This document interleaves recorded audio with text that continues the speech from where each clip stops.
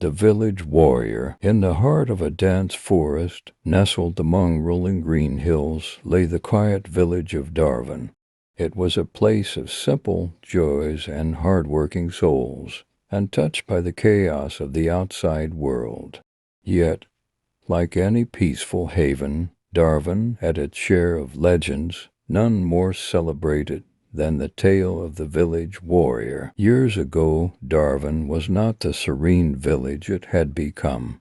It was plagued by raiders' merciless bands who descended from the mountains to pillage crops, burn homes, and instill fear in the villagers. The people, though strong of spirit, were no match for the raiders' swords and torches. They needed a protector. Among them was Vera, a quiet blacksmith known for her unmatched craftsmanship and her keen, observant eyes. She was no ordinary smith. She possessed an unyielding sense of justice and a heart that beat for her people.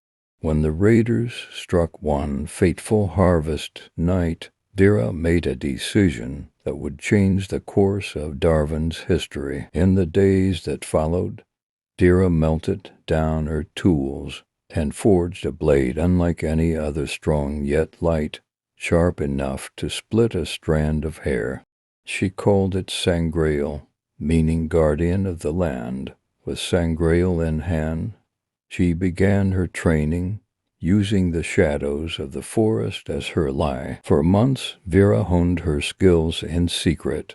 She learned to move silently, to track footprints, and to fight with the precision of a hawk. Her determination was unshakable, and her strength grew with each passing day. When the raiders returned, Vera was ready. Under the cover of night, she struck like a specter. She emerged from the forest, her blade gleaming in the moonlight. She moved with the grace of a dancer and the ferocity of a lioness, outmatching the raiders in both skill and courage.